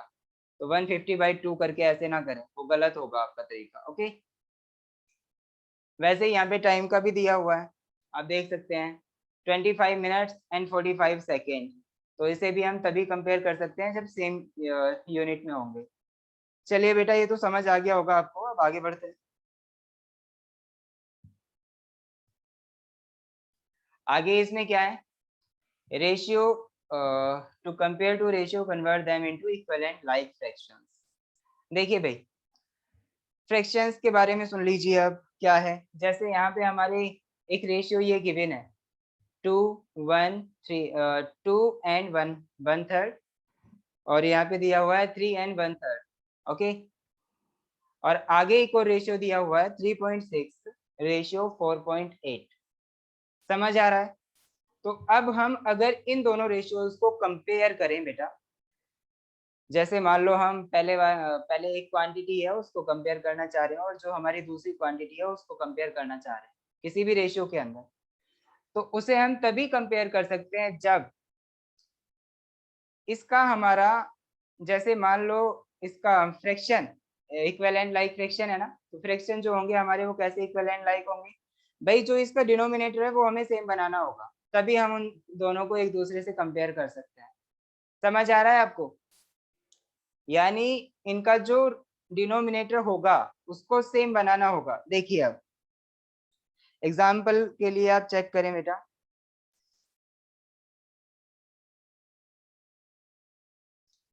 देखिए मैंने एक ये वाला रेशियो लिया पहले 2 एंड 1/3 3 एंड 1/3।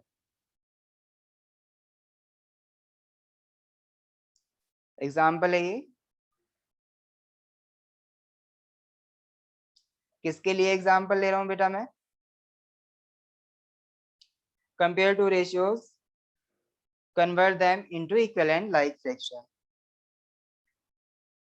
तो इसका मतलब समझे भाई सभी? देखिए अभी मेरे पास एक ऐसा फ्रैक्शन था एक क्वांटिटी का, जैसे 2 एंड 1/3। ओके, आगे रेशियो दिया हुआ है इसका 3 एंड 1/3। ठीक है बेटा, तो भाई अब अगर हम इन दोनों रेशियोज को, मान लो ये जो हमारी क्वांटिटीज हैं इनको हम क्या करें बेटा, कंपेयर करें, तो कंपेयर के लिए हम सबसे पहले क्या करेंगे,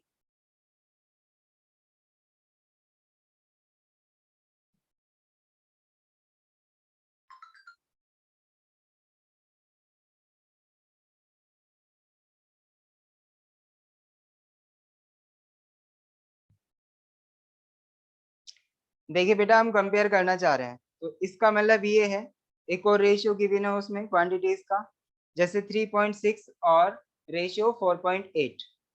तो 3.6 एंड, यानी दूसरी क्वांटिटी भी लिख लीजिए 3.6 रेशियो 4.8।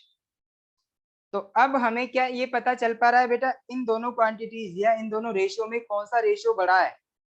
क्या आप बता सकते हैं which one is greater? Which one is greater? क्या आप बता सकते हैं? नहीं। चलिए, तो उसके लिए हम क्या करेंगे बेटा, सबसे पहले हमने ये वाला फ्रिक्शन लिखा, फ्रिक्शन नहीं, ये वाला रेशियो। तो इसको पहले एक काम करें, जैसे यहाँ पे ये 2 and 1/3 दे रखा है, इसको पहले आप फ्रैक्शन की फॉर्म में लिखें। तो ये क्या आएगा हमारा, 3 2 जा 6 + 1 मीन्स 7/3 पहला वाला टर्म आएगा इस रेशियो का।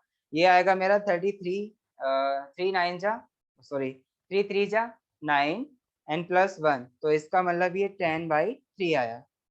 ओके, समझ आया? तो अब मुझे ये बताओ बेटा, अभी तक हमने ये देखा था, अगर मैं इसको a रेशियो b मान रहा हूँ, a रेशियो b मान रहा हूँ, तो यहाँ पे देखा मैंने 7/3 रेशियो 10/3 आया। तो अभी मैंने ये भी कहा था, अगर मैं किसी भी रेशियो में मल्टीप्लाई कर देता हूँ तो उसका कोई भी फर्क नहीं पड़ता, वो तब भी हमारा सेम ही रेशियो रहता है। तो मैंने किसी सेम नंबर से मल्टीप्लाई किया, 3 से मैंने मल्टीप्लाई कर दिया इस रेशियो को, तो इसका मतलब 3 से 3 कट गया, तो ये जो रेशियो आया मेरा वो 7/10 आया, ए रेशियो बी। समझ आया आपको? अब मुझे ये बताओ, मैं दूसरा रेशियो ले रहा हूँ x ratio y, x ratio y, ये था मेरा 3.6 रेशियो 4.8। तो अभी भी मैं क्या करूंगा इसे, देखिए बेटा, अभी भी मैं क्या करूंगा इसे, आप देख सकते हैं कि यहाँ पे ये पॉइंट आ रहे हैं, तो पॉइंट को हटाने के लिए मैं इसमें किसी भी नंबर से मल्टीप्लाई कर सकता हूँ। तो देखिए, अगर मैं पॉइंट को हटाना चाह रहा हूँ तो 10 से मल्टीप्लाई करने पे मेरे पे कोई फर्क नहीं पड़ेगा। तो इसका मतलब ये हुआ कि ये मेरा अगर मैं 10 से मल्टीप्लाई कर दूं इस पूरे फ्रैक्शन में, तो बेटा 10 से मल्टीप्लाई करने के बाद भी ये सेम ही फ्रैक्शन रेशियो बना रहेगा। मैं फ्रैक्शन कह रहा था ना, चलिए एक्चुअली ये फ्रैक्शन ही आ जाएगा, लेकिन फ्रैक्शन में मल्टीप्लाई करने का मतलब ये है कि हमने सिर्फ न्यूमरेटर में मल्टीप्लाई किया, लेकिन ये रेशियो कहा जाएगा, रेशियो में मल्टीप्लाई कर रहे हैं। ठीक है बेटा, तो अभी भी ये सेम ही बना रहेगा, क्योंकि अभी हमने एक प्रॉपर्टी पढ़ी थी कि अगर हम किसी रेशियो में या तो मल्टीप्लाई कर लो या फिर डिवाइड कर लो, वो सेम ही रहता है ना, शुरू में हमने पढ़ी थी। तो उसे देखें बेटा, 10 की जैसे हम मल्टीप्लाई करेंगे तो ये 36 और रेशियो 48 हो जाएगा। ओके, इसको मिनिमाइज करें, क्या आएगा, 6 6 जा 36, अगर मैं इसमें डिवाइड कर दूं 6 से तो 6 6 जा 36 होते हैं, और अगर मैं इसमें 6 से डिवाइड कर दूं तो इसका मतलब ये मेरा 8 हो जाएगा बेटा। तो डिवाइड करने पे भी अभी कुछ फर्क नहीं पड़ेगा, ये अभी भी x रेशियो y ही रहेगा। तो x ratio y is equal to, अगर मैं इसमें अब 2 से डिवाइड कर दूं तो ये 3 रेशियो 4 हो जाएगा। समझ आ गया? मिनिमाइज हो चुका है, इससे ज्यादा मिनिमाइज नहीं होगा। देखिए बेटा किया कैसे, ये सबको समझ आ रहा है ना कैसे किया? कितने बच्चे ऐसे हैं जिनको समझ नहीं आया? एक्स रेशियो वाई साफ साफ बताएं बेटा, जिसको समझ नहीं आया शर्माए ना जरा सा भी, क्योंकि मेरे को पता है कुछ बच्चे ऐसे जरूर होंगे जिन्हें समझ नहीं आया। बताइए, सबको समझ आ गया? मैं एक्स रेस्टी अजय सार्थक, सभी को समझ आ गया? ओके, देखिए जिनको नहीं समझ आया, x अपॉन वाई 3.6/48 4.8 लिख सकता हूं ना मैं? तो इसका मतलब ये है बेटा, देखो पॉइंट से पॉइंट कट गया, तो x upon y is equal to क्या आया, 36/48। तो यहाँ से अब देखिए ये 6 से 6 टाइम्स कटा, 6 से 8 टाइम्स कटा, ये हमारा 2 से 4 टाइम्स कटेगा, ये 3 टाइम्स कटेगा, तो इसका मतलब 3/4 आ गया। आप इस तरीके से भी कर सकते हैं। ओके, तो आपको पता है जब हम x रेशियो y को क्या रख सकते हैं बेटा, x अपॉन वाई लिख सकते हैं, तो इसका मतलब क्या हुआ, इसका मतलब क्या हुआ, क्या मैं x अपॉन वाई को x रेशियो y की टर्म्स में नहीं लिख सकता? तो क्या मैं इसको 3 रेशियो 4 की टर्म्स में ही लिख सकता? लिख सकता हूँ भाई, I am free to write, है ना? चलिए, ये सृष्टि कहाँ गई भाई? अब मुझे ये बताओ, जो अभी हमारा मुद्दा चल रहा था वो चल रहा था कि सेम फ्रैक्शन, मतलब हमारा डिनोमिनेटर सेम होना चाहिए। फ्रैक्शन अगर हम कंपेयर करने वाले हैं तो डिनोमिनेटर सेम होना चाहिए भाई, तभी तो हम बता पाएंगे कौन सा बड़ा है कौन सा छोटा है। तो आप देखें, पहले वाला जो था हमारा A/B, वो आया था 7/7/10। ओके बेटा, जब हमने दूसरा रेशियो फाइंड आउट किया तो वो X/Y, ये आया हमारा 3/4। तो अभी तक भी हमें नहीं पता चला इनमें से कौन सा रेशियो बड़ा है। अब देखो, इसके लिए हम क्या करेंगे, इसको लिखें पहले आप A/B, तो ये मेरा 7/10 हो जाएगा। इसको लिखें आप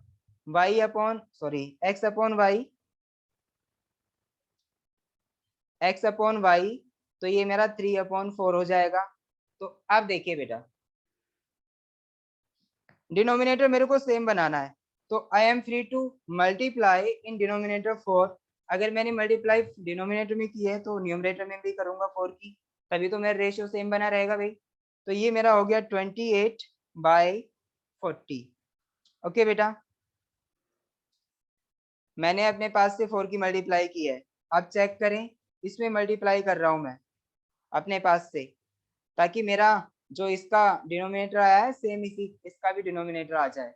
ठीक है बेटा, अब देखिए x इज इक्वल टू 3 ये 4 है, मैंने इसमें 10 की मल्टीप्लाई की जब 40 बनने वाला है, मेरे को बस डिनोमिनेटर सेम बनाना है। और तो यहाँ पे भी 10 की मल्टीप्लाई करनी पड़ेगी, तो ये मेरा 30/40 हो जाएगा। तो आप देख सकते हैं बेटा कौन सा बड़ा है, A/B में A/B और X/Y में कौन सी क्वांटिटी बड़ी आई, आप बता सकते हैं। अब आसानी से बताइए, 28/40 बड़ा है या फिर 30/40 बड़ा है? कौन सी क्वांटिटी इनमें बड़ी है? नहीं समझ आया? नहीं समझ आया किसी को भी? आप देख सकते हैं बेटा, 28/40 और 30/40, यानी 28 में जब 40 का डिवाइड करता हूँ तो वो कितनी आती है, 30 में अगर 40 का डिवाइड करता हूँ तो कितनी आती है। आपको पता है, जब छोटी क्वांटिटी में हम किसी एक क्वांटिटी से डिवाइड कर रहे हैं और जब बड़ी क्वांटिटी में किसी एक क्वांटिटी से डिवाइड कर रहे हैं, तो कौन सी बड़ी होगी? बड़ी वाले में जब हमने सेम क्वांटिटी का डिवाइड किया तो बड़ी वाली बड़ी होगी ना। आप देख सकते हैं यहाँ पे 30 में डिवाइड कर रहे हैं 40 का, या 28 में डिवाइड कर रहे हैं 40 का, तो इसका मतलब ये वाली क्वांटिटी बड़ी होगी ना। तो इसका मतलब ये जो रेशियो था मेरा X/Y वाला बड़ा होगा ना, रेशियो A/B से।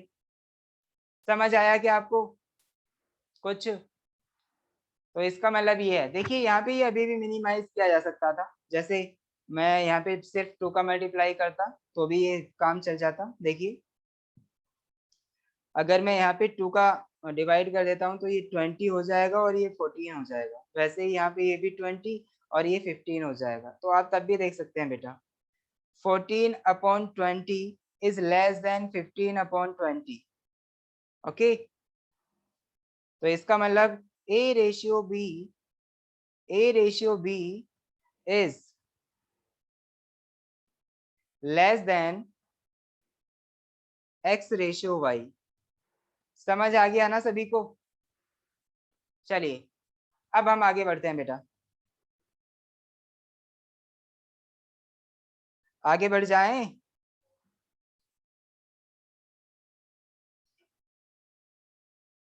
देखिए भाई, आगे जो हमारी प्रॉपर्टी है वो क्या है, इफ ए क्वांटिटी इंक्रीजेस। देखिए हमारे पास ज्यादा टाइम नहीं बचा है, 20 मिनट बचे हैं, तो इंटरेक्शन बना के रखें बेटा। ऐसा लगता है पता नहीं मैं किसे पढ़ा रहा हूँ, आप जवाब ही नहीं देते हैं। देखिए,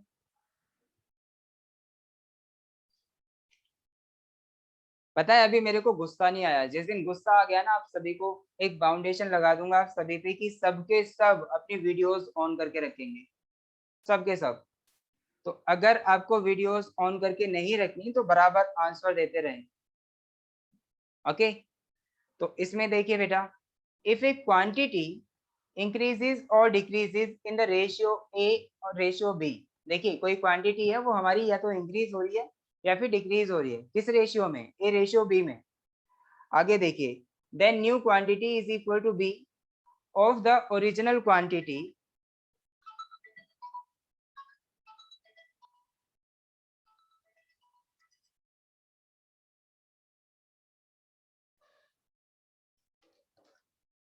हाँ जी, चलिए, इफ ए क्वांटिटी इंक्रीज और decrease in the ratio A ratio B,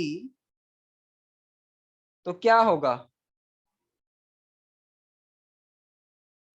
हाँ क्या होगा, तो जो हमारी न्यू क्वांटिटी होगी ना बेटा, जो नई वाली क्वांटिटी आएगी वो, अगर हम ये जो हमारा सेकेंड वाला टर्म है उसको ओरिजिनल क्वांटिटी से मल्टीप्लाई कर दें और जो फर्स्ट वाला टर्म है उसको डिवाइड कर दें, तो ये नई वाली क्वांटिटी उसके इक्वल आएगी। समझ आ रहा है? देखिए, जो ये वाली प्रॉपर्टी है बेटा, मान लो हमारे पास ओरिजिनल क्वांटिटी है, ओरिजिनल क्वांटिटी, ठीक है। तो ओरिजिनल क्वांटिटी जो है, जब मैं इसको इंक्रीज कर रहा हूं, क्या कर रहा हूं, इंक्रीज, या फिर डिक्रीज कर रहा हूं, डिक्रीज कर रहा हूं, किस रेशियो में, किसी ऐसे रेशियो में जैसे ए रेशियो बी में, तो जब मेरी न्यू क्वांटिटी आएगी ना बेटा, न्यू क्वांटिटी, वो कुछ इस तरह से आती है कि न्यू क्वांटिटी जो होगी वो पहले वाली क्वांटिटी यानी original quantity, original quantity, original quantity में अगर मैं मल्टीप्लाई कर देता हूं, इससे बेटा ओरिजिनल क्वांटिटी में अगर मैं ओरिजिनल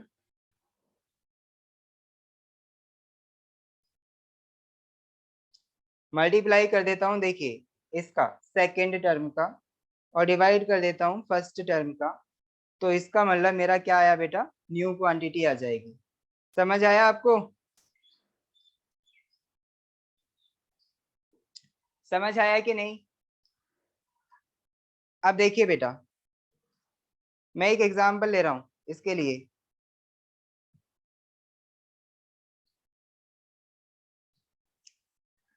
मान लो मेरी जो सैलरी है, मेरी सैलरी शुरू में मान लो मेरी जो सैलरी है वो 10,000 है, 10,000, ओके। मैं कह रहा हूं कि आगे जो मेरी सैलरी बढ़ने वाली है, तो बढ़ने वाली जो है वो किस रेशियो में बढ़ने वाली है, 3:2 के रेशियो में बढ़ने वाली है। तो 3/2, या फिर मैं कह रहा हूँ 3:2 के रेशियो में बढ़ने वाली है। तो इसका मतलब जो मेरी नई सैलरी आएगी, ये मेरी प्रेजेंट सैलरी है, जो मेरी नई सैलरी आएगी वो क्या आएगी, देखिए, देखिए नई सैलरी, तो जो न्यू सैलरी होगी, new salary is equal to जो होगी, वो जो पुरानी वाली सैलरी है उसमें मैं 2 का डिवाइड कर दूंगा, जो नीचे सेकेंड टर्म है, ठीक है, 2 का मल्टीप्लाई कर दूंगा और जो फर्स्ट टर्म है उसका डिवाइड कर दूंगा। तो देखिए ये कम हो गई 10,000, ना कि 1,000। तो आप देख सकते हैं न्यू सैलरी मेरी ये होगी, तो ये बढ़ी नहीं, डिक्रीज हुई है, ओके। अगर मैं कहता 2:3 से, या तो डिक्रीज हो रही है या इंक्रीज, मेरे को नहीं पता क्या हो रहा है, उस मतलब चेंज हो रहा है, 2:3 में चेंज हो रहा है, तो उस टाइम पे क्या होगा, 2:3 में अगर चेंज हो रहा है तो उस टाइम पे क्या होगा, उस टाइम पे मैं अपनी सैलरी में मल्टीप्लाई किसका करता बेटा,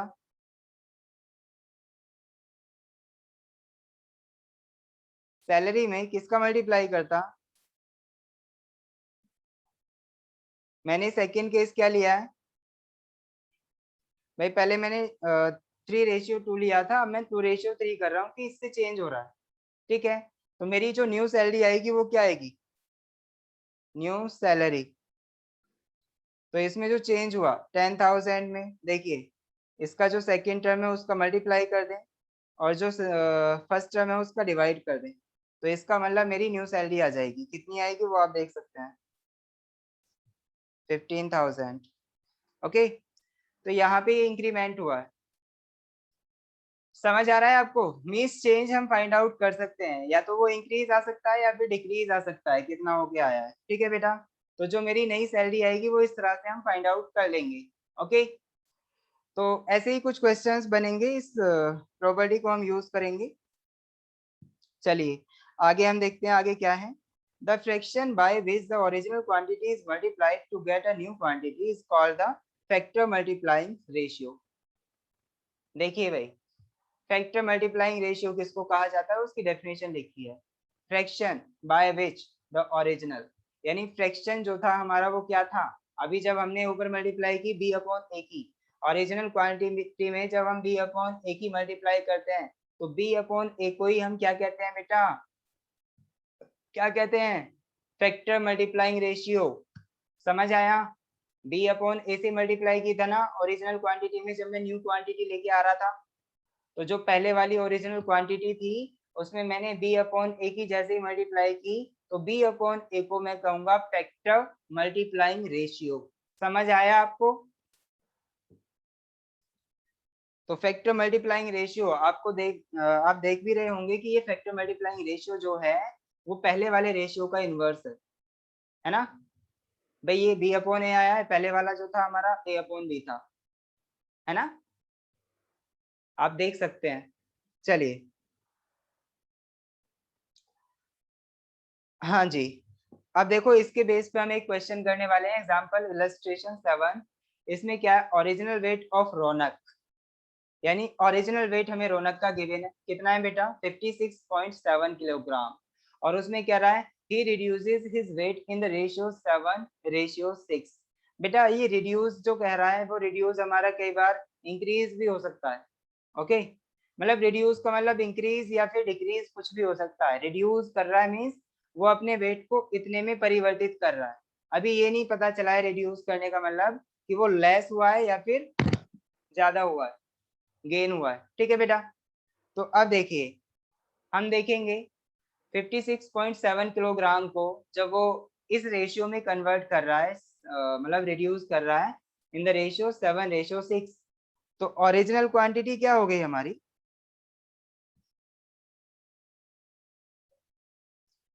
कितने बच्चे ऐसे हैं जो कि इस एग्जाम्पल को समझ चुके हैं?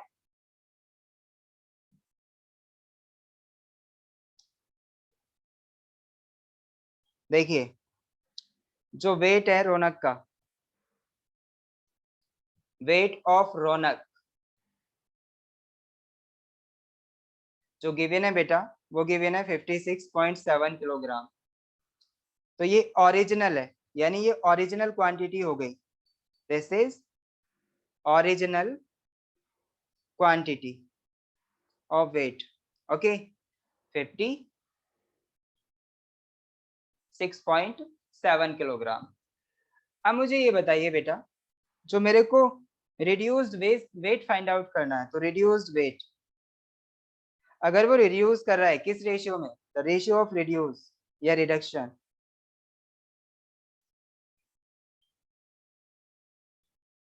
द रेशियो ऑफ रिडक्शन जो दिया हुआ है बेटा, वो दिया हुआ है हमें क्वेश्चन में 7:6। तो ये जो रेशियो गिवन है वो 7:6 गिवन है। ठीक है बेटा, तो अब हमें न्यू क्वांटिटी फाइंड आउट करनी है। न्यू वेट क्या होगा, तो न्यू वेट जो होगा वो पुराना वाला वेट, ओरिजिनल वेट,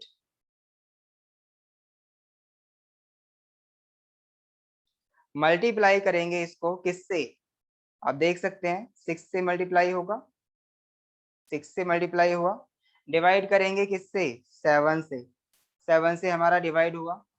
तो अब बता दीजिए मुझे, क्या बताएंगे आप कि इसका न्यू वेट क्या होगा, क्या इसका न्यू वेट जो होगा बेटा, क्या इसका न्यू वेट ओरिजिनल वेट यानी 56.7 मल्टीप्लाई 6 डिवाइडेड बाय 7 इसके इक्वल होगा। तो अब बताओ ये कितने टाइम्स जा रहा है? 7 से कट रहा है क्या? 7 8 56 पॉइंट लग रहा है, 0 उतारा, 7 एकम 7। तो इसका मतलब 8.1 मल्टीप्लाई 6, तो ये कितना आएगा? 6 1 जा 6, 6 1 जा 48। ठीक है, तो इतना किलोग्राम आया बेटा रिड्यूस्ड वेट, यानी नया जो वेट आया हमारा वो ये आया। तो यहाँ से हम बता सकते हैं रिड्यूस्ड वेट एक ऐसा वेट है जो कि डिक्रीज होके आया है। समझ आया? सभी को समझ आ गया रेशियो का यूज थोड़ा सा? हाँ जी।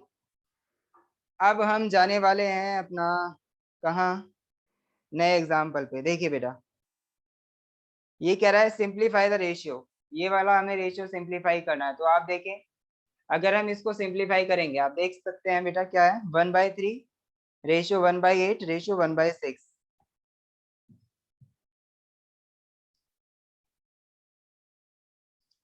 सिंप्लीफाइंग द रेशियो,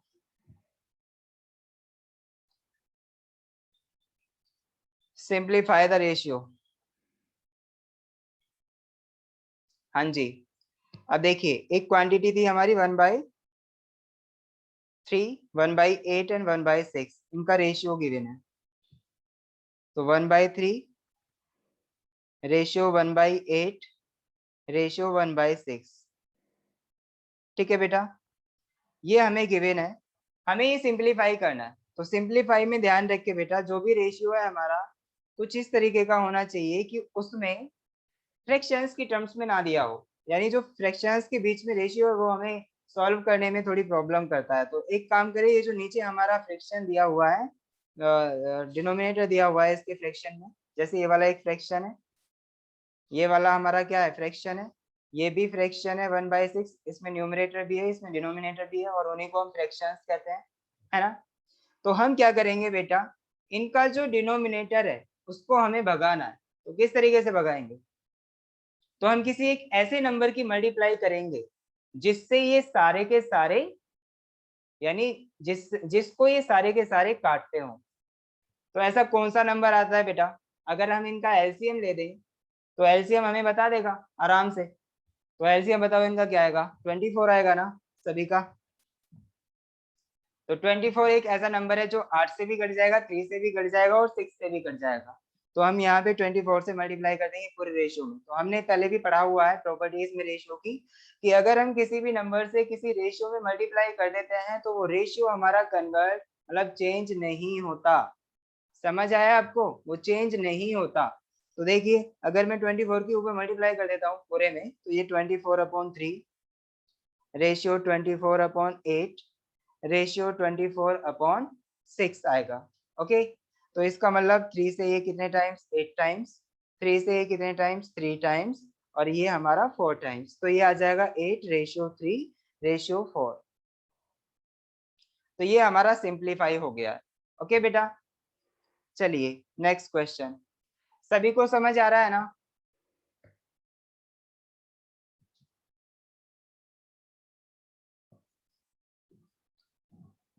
किसी को भी समझ नहीं आ रहा क्या?